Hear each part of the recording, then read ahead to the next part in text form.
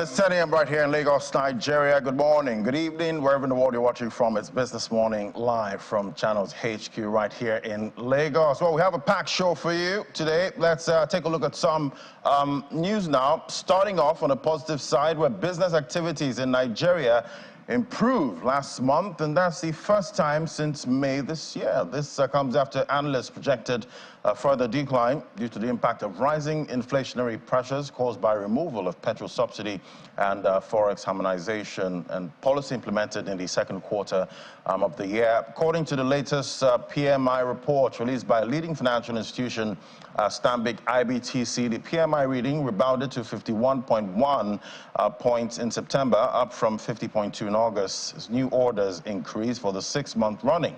At the same time, the level of output returned to growth after a slight reduction in August, as 3 of the 4 monitored sectors saw output expand, while the manufacturing sector declined. Further analysis of the report shows that employment increased slightly for the 5th consecutive month, as companies continue to increase their hirings, particularly in the agricultural and services sector. At the same time, Nigerian companies recorded a rise in new export, which grew at the fastest expansion rate in over 1 year. New orders increased for the 6th month. The rate of growth in purchasing activity eased for the 4th consecutive month, while overall input costs continue to increase amid inflationary pressure. Meanwhile, the Stanbic IBTC PMI report mentions that confidence outlook for business activity for next year remains unchanged in September at its weakest in the survey's history. And global air cargo demand increased by 1.5% year-on-year in August this year, and that's the first annual growth since February 2022. According to the latest report released by the International Air Transport Association, IATA, the demand, which is measured in cargo ton kilometers, however, remains 1.3% lower than their pre-pandemic level in 2019. At the same time, air cargo capacity measured in available cargo ton kilometers was up 12.2% year-on-year and 3.9% higher than 2019 levels. Meanwhile, IATA warns if global trade continues to weaken, air cargo demand may not significantly improve in the coming months. To the oil market, now oil prices fell again today ahead of a panel meeting of OPEC ministers as the market weighed expectations of supply tightness against fears that high interest rates could reduce fuel demand. Brent crude oil futures dipped 18 cents to $90.74 a barrel, while U.S. WTI crude fell 20 cents to $89.03 per barrel. Data yesterday night showed that U.S. job openings increased by the largest amount in more than 2 years, prompting a further sharp rise in Treasury yields. All benchmarks have also been pressured by concerns that the strengthening dollar would dent demand as it makes oil more expensive for holders of other currencies. Nigeria's infrastructure deficit, which the International Trade Office of the U.S. Department of Commerce has placed at 30% of the country's gross domestic product, falls short of the international benchmark of 70% set by the World Bank. While analysts estimate that about $150 billion is required to close the gap, Associate Professor of History at the University of Benin, Dr. Odigwe Nwakocha, believes that the country is losing even more daily from insecurity, which has only gotten worse because of infrastructural deficiency. Dr. Odigwe Nwakocha said this during an exclusive interview with Channels Television. Take a listen. We need to fix our roads because roads affect even the security concerns we're talking about. Roads can actually become a problem to people who are traveling, because right now that we're talking about kidnappers go and plant themselves where roads are bad and you don't have an escape. You must pass there and you must slow down where you're going there. And so when you get there and they take you into the bush, either your people pay some money or you get killed. So those roads are very key things. And beyond, they affect the economy as well, because people traveling on those roads, transportation on those roads in terms of costs have increased, and that is having a direct bearing on the cost at which we buy food items and other items that people transport on those roads. So these things are key. They come together into giving us a good or bad life. If our roads are bad, the tendency is that price of goods will go up because the drivers and commuters will charge, and transporters will charge more.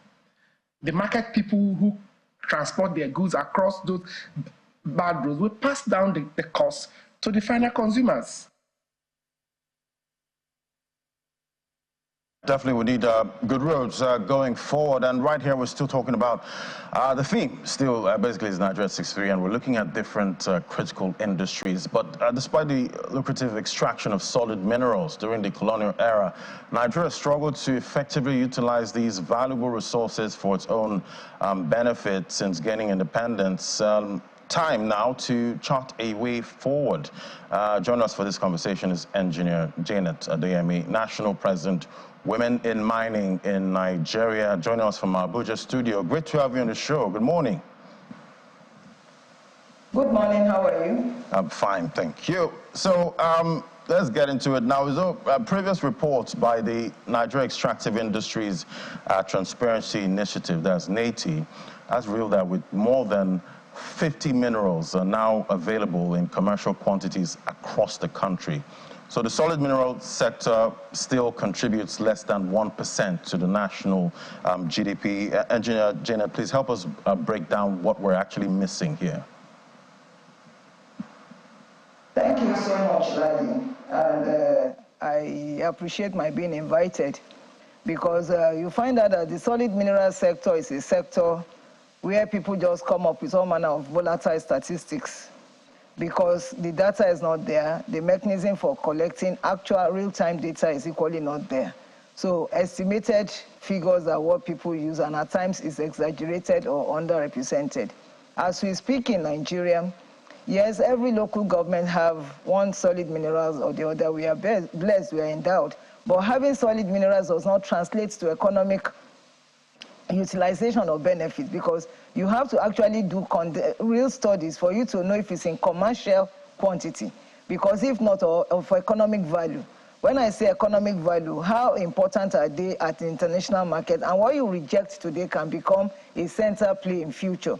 Look at the lithium that suddenly took the center stage all over the world globally.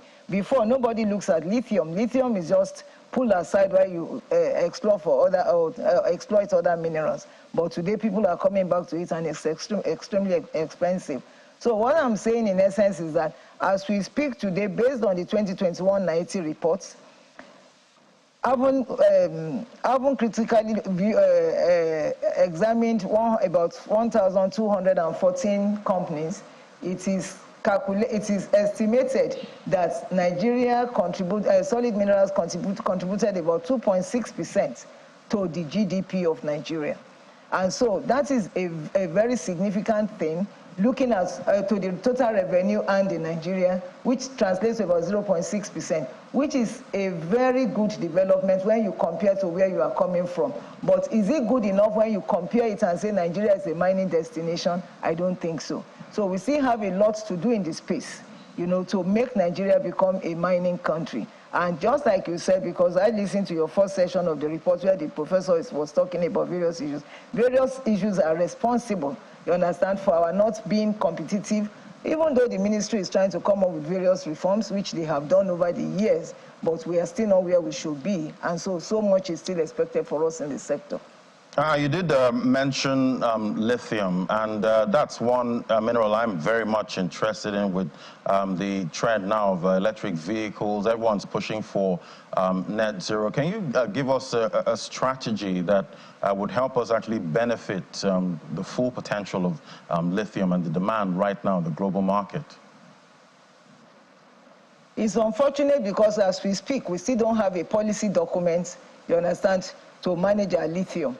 Before now, there are various reforms, like I said, that has taken place in the ministry. When the ministry came up with what they defined as the 7 strategic minerals for the solid minerals sector. Unfortunately, there was nothing like lithium then.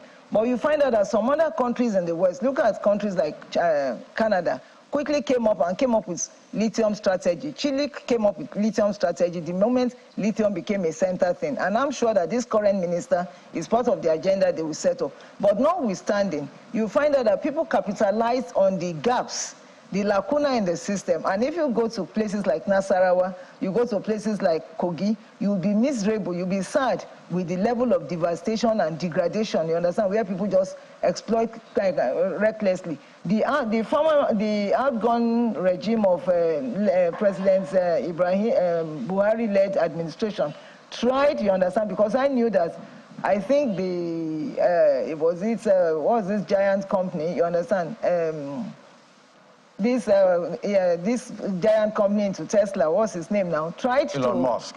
Engage Nigeria, and then the minister, I think, put down his feet that except the lithium is processed. So we have a lithium processing plant coming up in Kaduna, which we pray, you understand, we pass the entire test and go through what it should.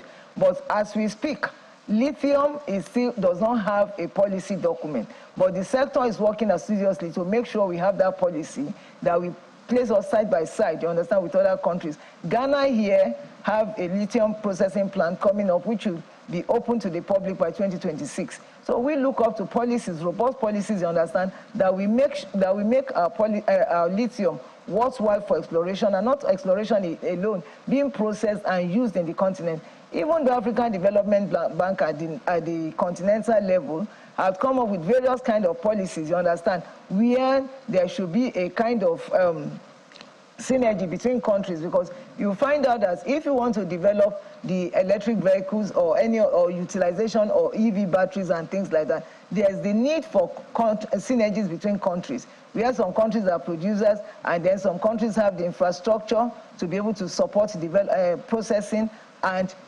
assembly, then coming up with value addition. Because without that, if you just pack your lithium, like, I don't want to mention country names, you understand, for whatever it stands for and the implications, but you find out that some countries are just here plundering and taking away our lithium reserves, you understand, plundering our reserves and taking everything away, which is dangerous because they have their own well kept. And by the time lithium, our electric vehicles take complete center stage, based on the elimination, you understand, of fossil fuel, you find out that we have virtually depleted our finite resources, because all these mineral resources are finite. Once you take them off, they are off. So we need to quickly come up with robust policies, you understand, that we make sure we are able to control our resources in Nigeria. Right, and still looking at, lithium at this point, definitely we have, local investors here that I'm sure are interested in getting into, this lithium value chain. What would you say, is the best strategy now for, a local investor looking to get into this business? What should they be doing right now, pending, when we have a policy on lithium?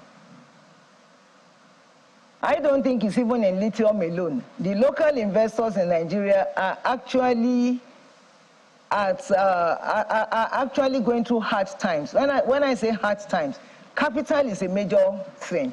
And you find out that when you don't have access to capital, there's little you can do in the sector. Forget about the various kind of funds you talk about. The banks in Nigeria are used to quick win projects, you understand, projects that is low-hanging fruits. So it's either I want to call them that they are lazy, you understand, they don't have mining desks, they don't understand the procedure, they don't understand what they should do to get involved in the sector. So this has placed a major financial burden on indigenous miners in the country. What indigenous miners should do, as far as I'm concerned, is that, you see, the era of one-man business has gone. There's the need for people to come together, you understand, and form proper structures where they can work efficiently and look for opportunities, come up with very comprehensive feasibility reports, you understand, which will probably give them opportunity for access to capital. And I know that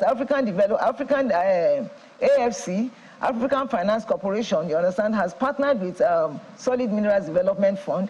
Maybe the fund now will be properly positioned to equally be able to help the be able to help the indigenous miners in the country. But as we speak, I tell you, it's a lot of challenge. And that is why you find out that most people simply get their licenses, you understand, and then they throw it up, you understand, to third parties who now exploit and then give them peanuts. Because that peanuts to them is okay, because since they don't have access to it and they still have to pay for having their licenses. They have to pay royalties and things like that. So their best way of keeping their sites going is to throw it up to third parties who are interested in them. And again, then the space is gradually opening up, because in our office now, for instance, we get requests from other countries, other investors who wants to come in. So to come in, there's a need for indigenous companies who equally have licenses, understand, in these areas, to make sure that their documentations are right, to do due diligence and make sure that they make it attractive, because no foreign company wants to come into a business that's the entire document is not clear. So this is the time to do your paperwork and make sure all your documents are in order to be able to attract external investors. All right, Engineer, before I let you go now, very quickly, we know the government have sounded a warning to foreign businesses to desist from, banditry and unlawful mining. Do you think this threat would, help in reducing illegal mining, and what can be done to actually make this threat, actually let these businesses actually take this threat, seriously, so that we can squash illegal mining in the country? There's no illegal miner or anything without the big wigs. Because I want you to look at the experiences in Zamfara Gold, for instance. Let me deviate a little and talk about Zamfara Gold. Which poor man has the money to bring in helicopters to lift gold in the forest? It's only people who are rich. But one thing, the difference is that the leaders of any country matters. People read the body language of their leaders. If a president comes to office and he means business, and people see that there are no sacred cows, I tell you, things will fall in order.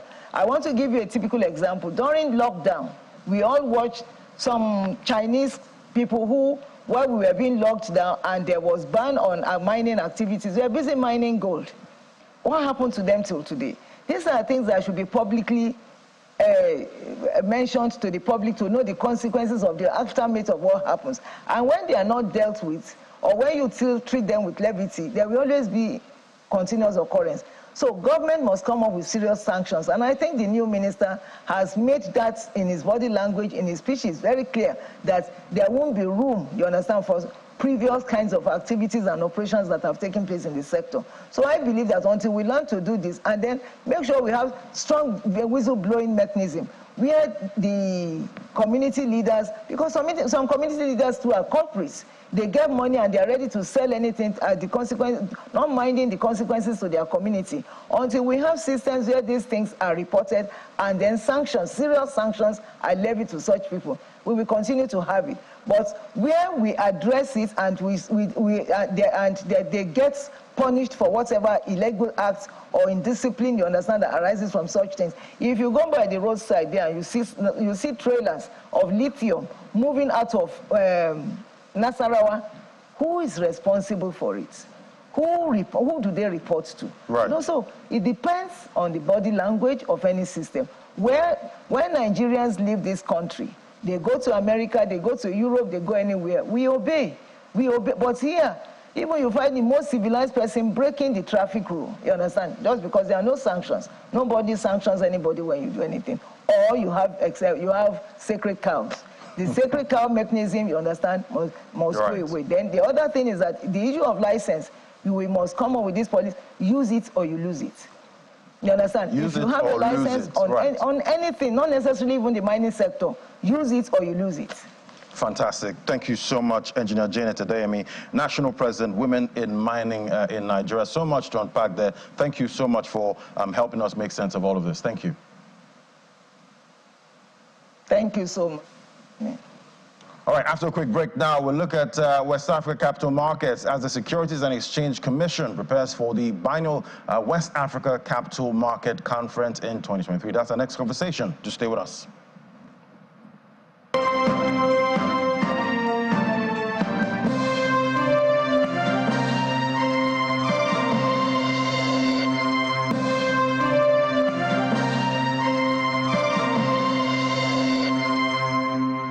And the Securities and Exchange Commission in Nigeria is set to hold the third biennial West Africa Capital Market Conference called WACMAC 2023. This year's theme is for structural deficit and sustainable financing in an integrated West Africa capital market. Well, joining us for this conversation is Mr. Tony Iloka, Chairman, WACMAC 2023 Organizing Committee, joining me from our Abuja studio. Great to have you on the show. Good morning. All right, Mr. Iloka, please break it down for us now. Tell us the overarching purpose and focus of the WACMAC conference. Yeah, good morning. Thanks for having me. Like you rightly said, the WACMAC, which is the West African Capital Market Conference, it's a biennial program of the West African Securities Regulatory Association, which is WASRA. WASRA is made up of the regulators in the sub-region, SEC Nigeria, SEC Ghana, and AMFAO. AMFAO are the regulators for the French West Africa. So this WACMAC is the third biennial conference, which is holding in Lagos in October from the 25th to the 26th. Yeah. So what would you say are the hurdles faced in securing, financing for infrastructure projects from, the capital markets? What would you say are the issues there? Like the previous speakers in your program, we could say that most of the emphasis was on infrastructure deficit, which is the main theme of this third biennial WACMAC conference. Infrastructure deficit, which is huge in the sub-region, and sustainable financing in terms of achieving sustainable development goals. And there's no gainsaying to the fact that this is a huge problem in the region.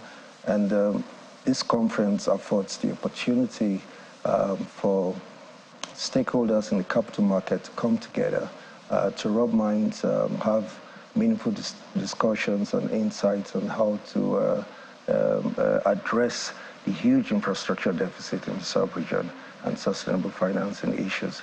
So we're looking at how we can direct or attract funds into this, desired funds into infrastructure deficit and sustainable financing. Essentially, that is the core of this third biennial WACMAC conference. And what would you say, is a plan to woo, local investors and foreign investors into, West African capital markets, to actually make it more robust and give investors, confidence to actually put their money, in there and get governments to actually go into these markets and raise funds?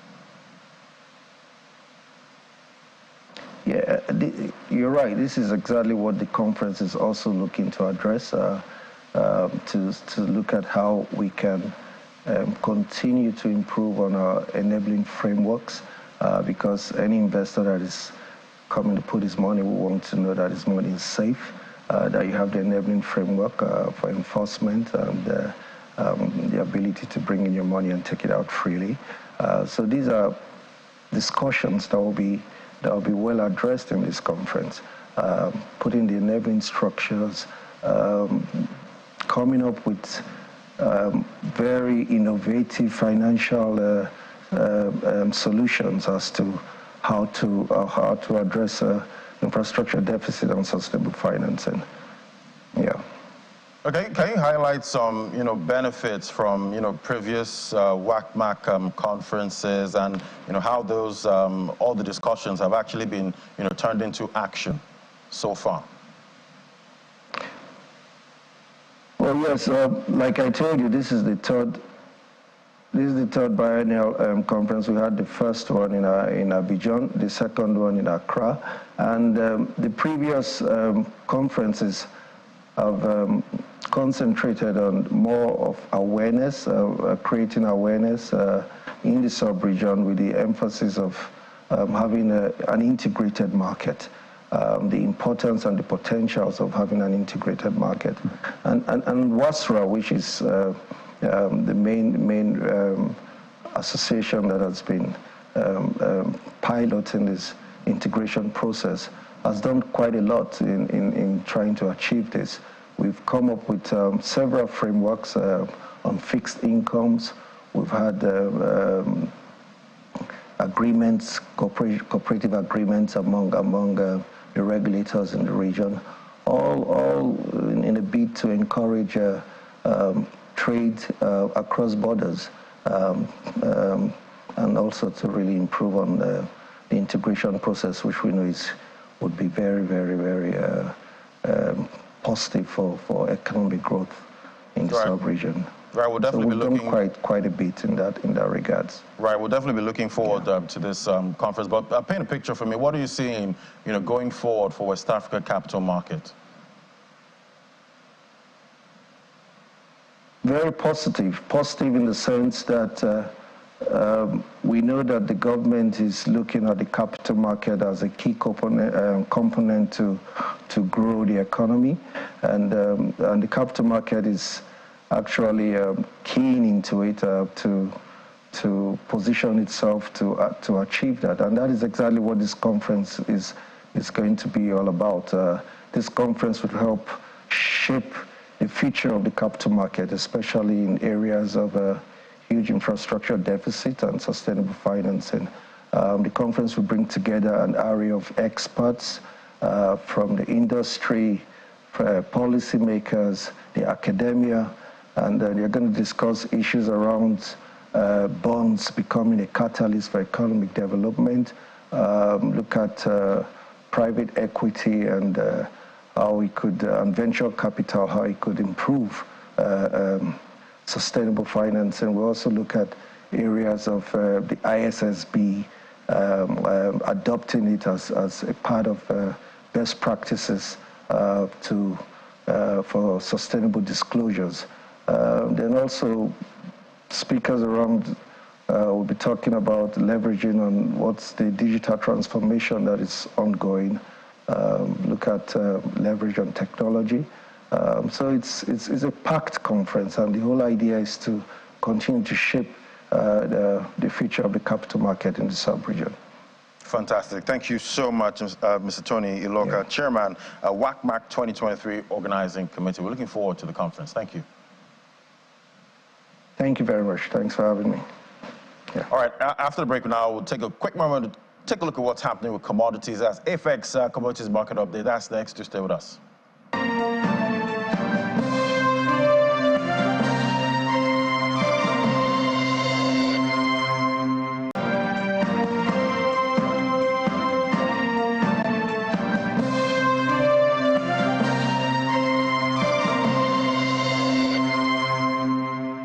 All right, let's take a look at how your money performed in trading week on the AEX Commodities Exchange. Last week we saw mixed performances across key indicators. Turnover fell by 0.34%, closing the week at 2.55 billion naira from 3.86 billion naira the previous trading week. Number of volumes traded also fell 0.78%. This week, number of deals traded fell by 0.14%. Closing at 185 from 214 in the last trading week. The AEX Commodities Index witnessed an increase of 0.06%, marginal increase, while the AEX Export Index maintained at 229.25 points. The volume of contracts traded, we saw an increase in volume across maize and paddy rice. Price action now for the commodities across export commodities: paddy rice, soybean, sesame, ginger, wheat, and sorghum maintained at 456 naira, 377 naira, 1,247 naira, and 414 naira respectively. Other commodities witnessed mixed performances, with cocoa rising by 2.55% closing at 2,031 naira 31 kobo, and cashew nut that rose 0.50%, closing at 584 naira 80 kobo. Across the grain commodities, we see maize witnessed a decline of 8.73% and closed at 294 naira 52 kobo per kilogram. So if you want to trade more on the AEX, just visit their website, www.africaexchange.com. That's the AFEX website. You can also download the app. You can get that on iOS or Android. So that's the website there, africaexchange.com. All right, let's take the conversation forward now. The financial landscape has evolved in the past 2 decades. You see, the landscape has witnessed multiple markets emerge with the goal of diversifying portfolios, ensuring returns while adequately managing risk. Well, I keep saying it's not an easy time to be an investor with macro headwinds weighing on major markets. Well, let's talk to Mary Joy, our analyst, financial markets at AFEX. Mary Joy, great to have you on the show. Good morning. Good morning, and thank you. It's glad for me to be here. I'm glad to be here. Fantastic. So what would you say are the alternative investments, and what are some of its differentiating factors from traditional investments? All right, alternative investments are financial assets that comprises of commodities, real estate, hedge funds, and it's like, while the traditional investments is the cash, equity, and debt instruments that we're familiar with. Alternative investments do not fall into the category of traditional investments. And the major difference between the alternative and traditional investments is the underlying assets. However, we'll also look at it from the risk and return profile of alternative investment, which is not closely tied to the traditional investment. And this is because of the return you would highly get. So with higher risk, you get with higher risk, rather, you get higher returns. And also looking at it from the performance standpoint of alternative investments, which is not closely tied to the traditional investments, there is low correlation between the alternative and traditional investments. This is because of the drivers of unique drivers of alternative investments. I think those are the major differences between traditional and alternative investments. All right, definitely. Investors are looking to minimize risk at this time. What role will you say diversification will play in alternative investment strategies, and how can investors, be helped at this time? Those are trying to manage risk. Diversification is very key in investment strategy, and the role of diversification is to spread risk across the various investments. The role of diversification is to spread risk across various investment classes. Look at markets. Can you hear me, please? Oh, I can hear you perfectly. Oh, yeah. So looking at market risk, diversification helps you to manage market risk because of the unique factors that drives the performance of alternative investments.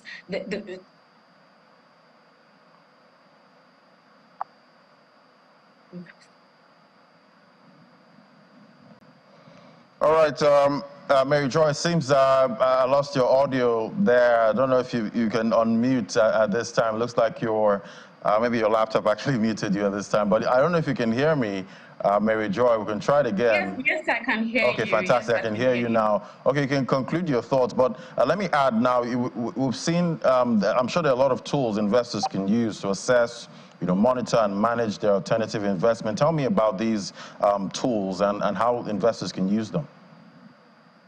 All right, there are various tools that investors can use to manage their risk. However, technology is very important. It is a key tool that you can use to manage your risk because it helps to drive efficiency, market information, access to market rather, and then it helps you. So technology, bringing it down to AFEX rather, we have a digital trading platform which helps investors to access their portfolio. I mentioned that technology provides access to markets. So the digital trading platform provides that platform to access the markets, monitor your portfolio, and then with real-time data, you can make good investment decisions.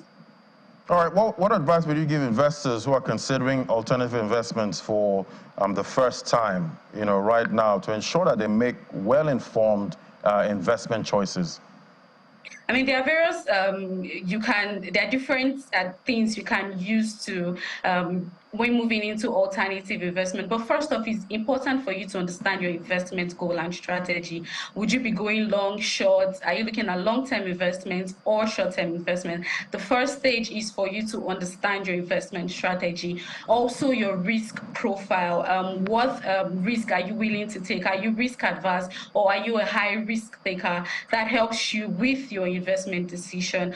Also, market education, which is part of why we are here. We're trying to sensitize the market about alternative investment. It is important to understand the market or whatever investment that you're looking into, especially alternative investment. There are different factors. And I mentioned that there are different factors, unique factors that actually drives the performance of the alternative investment. It's important for you to be abreast of what is happening in the market. That generally guides your investment decision. And lastly, is to monitor your portfolio.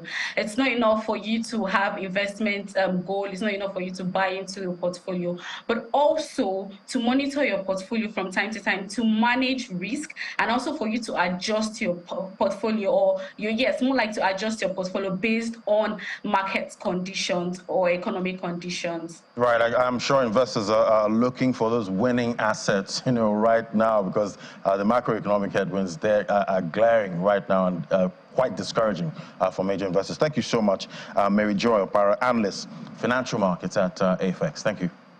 Thank you very much. All right, we'll take a quick moment now.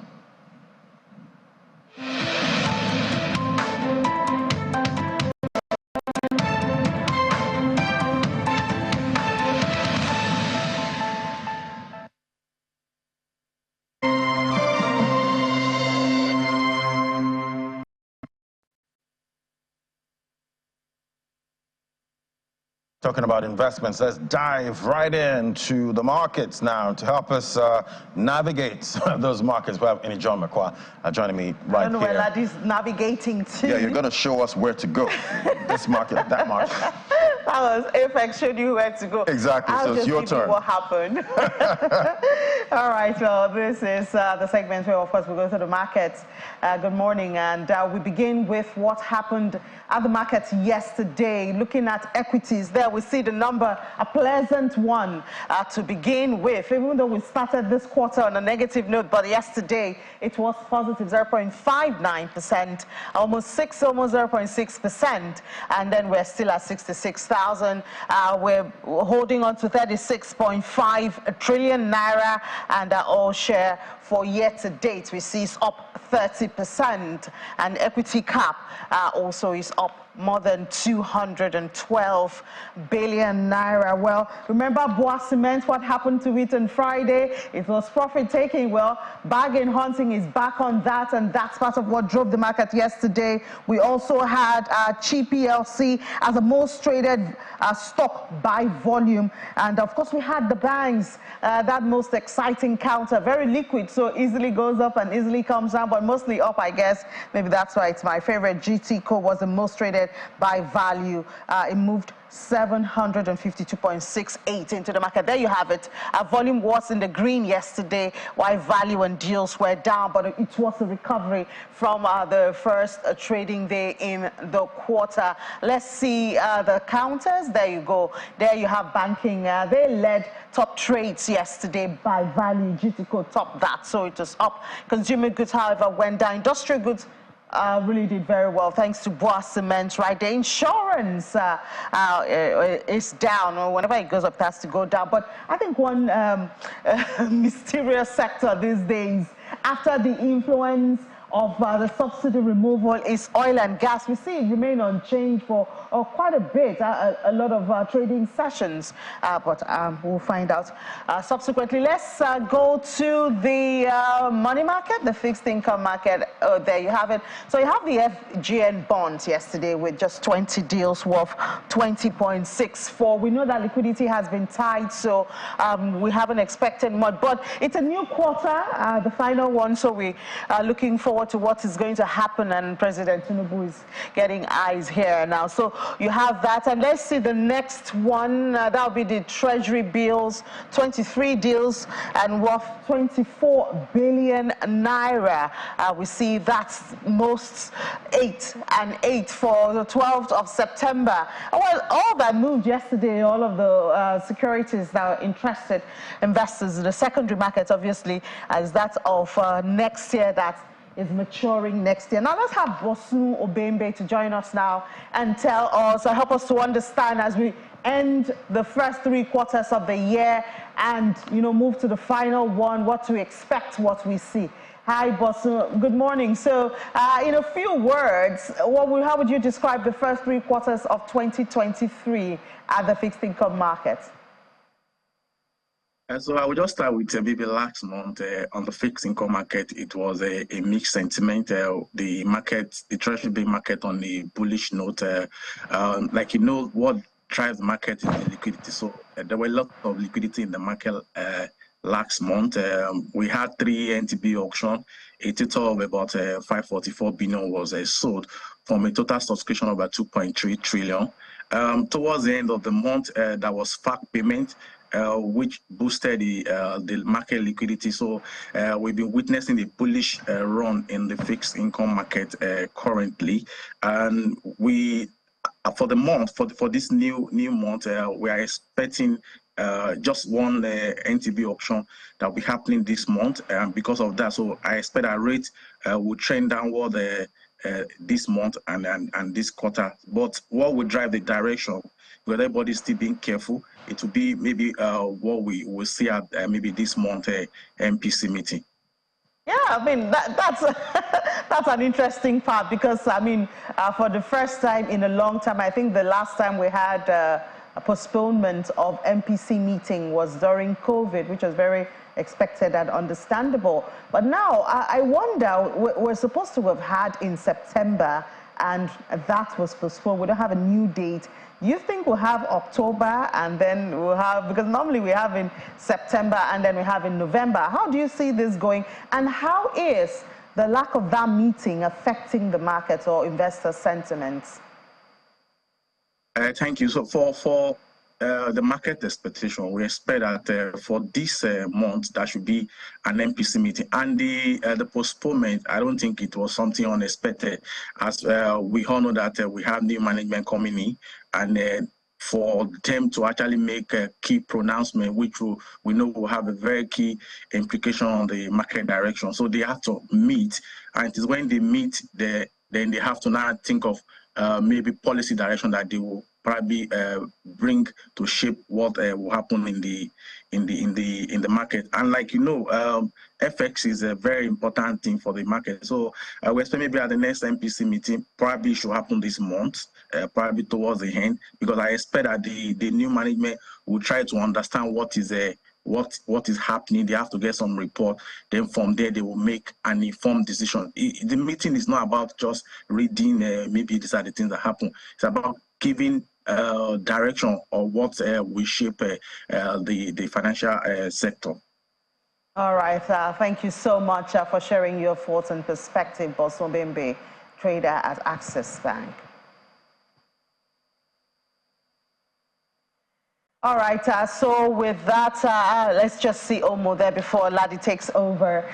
Omo had 21 deals yesterday worth 52.7 billion, and we see that there's a security. I'm sure this is going to be active in the next couple of months. Investors always flock to those short term. You can easily get in, make a little bit of percentage, and then get out. That is maturing later this year, and then we have the one of January.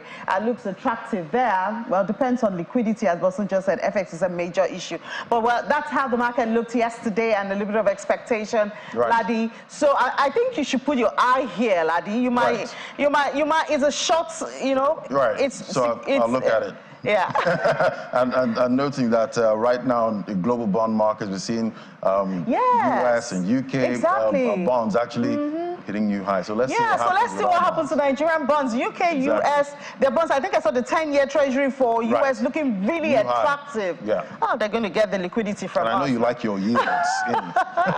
All right, Nadia, thank you. All right, let's take a look at what's happening in the UK now. London correspondent Juliana joins us now. Great to have you, Juliana. So, yeah, we got that data showing that UK food prices fell in September for the first time in 2 years. Sounds like good news. Yeah, good morning, Laddie. This is quite good news, but I suppose we've got to be cautiously optimistic because food prices in the UK still remain about 9.9% higher than what they were this time last year, but certainly there has been a drop. I think there was a monthly drop between August and September of about 1.1%. This is mostly due to the fact that it is fiercely competitive at the moment. We are still going through a cost of living crisis, so the big four grocers are all battling out to try and keep consumers coming into their checkouts. This data was released yesterday, actually, by the British Retail Consortium, and it does double down on what we got from Tesco today. Tesco is the largest retailer in this country. They have a 27% share of the market. They've given a profit update to investors showing that their year-on-year profit has actually risen by over 106%. So they've had eye-watering profits in the last 6 months. Of course, I presume this is down to the fact that things have been so expensive. But again, according to the BRC, things are beginning to ease. So we are starting to see that dairy, margarine, fish, vegetables, all of the staples that people like to eat in this country are slowly coming down. I suppose this is because commodity prices are falling and the output is falling too. So yeah, some good news, but we have to remain cautious. Cautious optimism there. All right, well, we're seeing yields and interest rates on the 30-year UK government bond hit 5% for the first time, another first, since panic after the mini budget a year ago. What's driving sentiment there? Well, I think it's those sharp moves overnight at the US Treasury. They've not only impacted the US and the UK bonds, but also sovereign bonds all across the world. You're right, the 30-year government bond yield, that hit a 25-year high, coming in at 5.115%.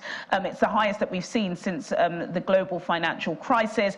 I think there are perhaps some, I would say, anxiety about what is going to happen much later when we're going to get the US labour market data. It's expected to show that more people perhaps are in employment. Potentially that could mean that interest rates are going high. So we have seen this push in the 30-year government bill yields. We're waiting to see whether or not it's going to affect the 2-year yield. But yes, so good news if you've got one of those bonds. But I think now all eyes are on what's going to be happening across the bond, and we'll just have to wait for them to wake up. Right, I guess investors right now might be tilting towards risk-off sentiment. We'll keep gauging that. Thank you so much, Juliana, right there in London. Thank you. All right, now let's take a look at what's happening in other markets. Now, we see Bitcoin there failed to continue above the 28,500 resistance zone from the short-term top and recently started a downside correction. If we look at the sentiment in the market there, we see it's 49 points neutral. Yesterday we were about 50, but now we're back to 49 points for this market. Neutral. Same as yesterday. Let's look at the top cryptocurrencies we track now. We see Bitcoin there, $27,362, 0.80%, and Ethereum holding up there, 1,600. BNB, the native token for the Binance Exchange, that's $211, losing that $214 level, down 1.61%. We've seen sell pressure in with Cardano. That's the ticker ADA there. 25 cents, 2.06%. It's been on a downtrend for a while now. XRP trying to stay above that 50-cent level. It's been there for a while, looking like a stable coin, 52 cents, up 3.66%. So we're seeing bullish sentiment there with XRP. And definitely today we're following the story there about the embattled former CEO of FTX, Bankman-Fried's trial. That started yesterday. We're going to drill down on what's going on. Olumide Adesina joins me now, financial market analyst. Hello, Olumide. Yeah, hello, Ladi. Thanks for having me. Good morning. Right, so it's all about former CEO of FTX, Bankman-Fried's trial. That started. What are you hearing? And will it impact price action in the market?